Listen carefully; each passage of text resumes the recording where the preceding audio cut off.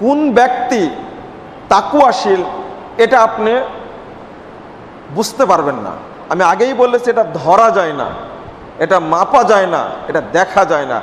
রাসূল সাল্লাল্লাহু আলাইহি সাল্লাম বললেন, আত্তাকওয়া হাহুনা, আত্তাকওয়া হাহুনা, আত্তাকওয়া হাহুনা ওয়া ইউশিরু ইলা সদরি। তিনি তাকওয়ার কথা বলতে গিয়ে একদিন বললেন, তাকওয়া এখানে, তাকওয়া এখানে, তাকওয়া এখানে, বুকের দিকে ইশারা করলেন। তাকওয়া হলো বুকের মধ্যে। মূলত তাকওয়াকে নিয়ন্ত্রণ করে কলব বা অন্তর বা হৃদয়, তাকওয়াকে নিয়ন্ত্রণ করে। আপনি দেখবেন কি করে, সূরা হুজুরাত 13 নম্বর আয়াত, রাসূলুল্লাহ সাল্লাল্লাহু আলাইহি ওয়াসাল্লাম একদিন ঘোষণা করছেন মিনা প্রান্তরে এই আয়াতটি। মক্কা বিজয়ের দিনে রাসূল সাল্লাল্লাহু আলাইহি ওয়াসাল্লাম বিলাল রাদিয়াল্লাহু আনহুকে কাবা ঘরের উপরে উঠায় দিলেন, কাবা ঘরের উপরে উঠায় দিলেন। দেখেন, এখানে একটা তাত্ত্বিক বিশ্লেষণ আছে। বহু মসজিদে কাবা ঘরের ছবি দিয়ে পূজা করা হচ্ছে, অথচ সেই কাবা ঘরের উপরে উঠায় দিলেন বিলাল রাদিয়াল্লাহু আনহুকে। কাবা ঘরের পাথরকে মুসলমানরা ভক্তি করে না, সেজদা করে না, ওইটা প্রতীক। সেজদা করে মূলত কাকে? আল্লাহকে। যেখানে কাবা ঘরের পাথরকে আমি মেনে নিতে পারি না, উমর রাদিয়াল্লাহু আনহু বললেন, ইন্নাকা হাজার লা তাদাররু ওয়ালা তানফা। পাথর, এই কালো পাথর, আমি জানি তুমি পাথরই, তুমি ক্ষতিও করতে পারো না, উপকারও করতে পারো না। লাউলা রাআইতু রাসূলুল্লাহ সাল্লাল্লাহু আলাইহি ওয়াসাল্লাম ইউকাব্বিলুক মা কাব্বালতুক। আমি যদি আল্লাহ রাসূলকে চুম্বন করতে না দেখতাম, তোমাকে আল্লাহ রাসূল চুম্বন করে সেটা যদি না দেখতাম, তাহলে আমি উমর তোমাকে কখনো চুম্বন করতাম না। তোমার 5 পয়সা দাম নাই। আমি কি চুম্বন করি কেন? আল্লাহর নবীকে দেখেছি তোমাকে চুম্বন করে। দেখছেন তাওহীদের হুঙ্কার কাকে বলে? কালো পাথরের দাম দেই না, আর কাবা ঘরের ছবি নিয়ে এসে আমি পূজা করছি।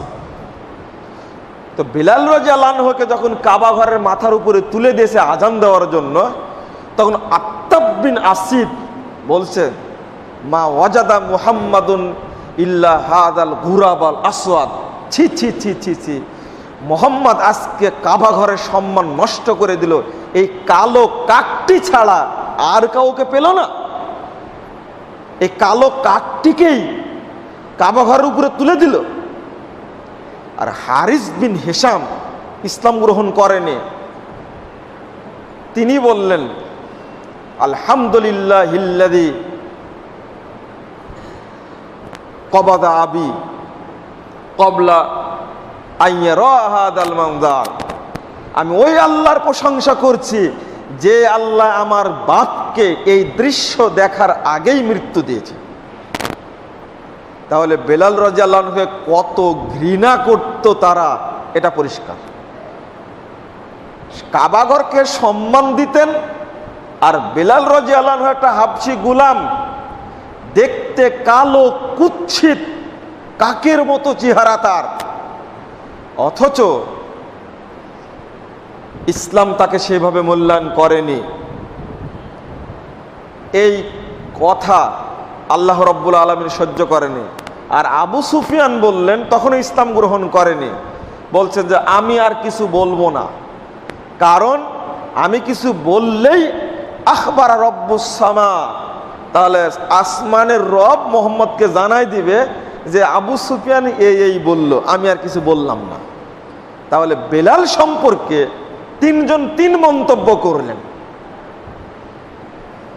এই খবর দেওয়া হলো মুহাম্মদুর রাসূলুল্লাহ সাল্লাল্লাহু আলাইহি সাল্লামকে, যে দেখো 3 জন 3 মন্তব্য করেছে, একে ছেড়ে দেন, এত বড় জিনিস সহ্য করতে পারে না। তাকওয়াশীল বান্দাকে যদি কেউ অপমান করতে চায়, আল্লাহ রাব্বুল আলামিন এটা বরদাস্ত করেন না, এটা তার দলিল। 16556 নম্বর হাদিস মুস্তাদরাক হাকিমের মধ্যে আসছে। শোনা মাত্রই সাহাবীদের বললাম, তোরা একত্রিত হও, সবাই যে যেখানে আছে উপস্থিত হও। দিয়েই বক্তব্য শুরু করলেন, ইয়া আইয়ুহান নাস ইন্না রাব্বাকুম ওয়াহিদ ওয়া আবাকুম ওয়াহিদ লা ফাজলা লিআরাবিয়্যিন আলা আরাবিয়্যিন ওয়ালা লিআজামিয়্যিন আলা আরাবিয়্যিন ওয়ালা আসওয়াদা আলা আহমার ওয়ালা আহমারা আলা আসওয়াদ ইল্লা বিত্তাকওয়া কুল্লুকুম মিন আদম ওয়া আদম মিন তুরাব। ভাষণের ভাবটাই ছিল আলাদা। বললেন, হে মানব মণ্ডলী, শুনে রাখো, তোমাদের রব একজন, তোমাদের পিতা একজন।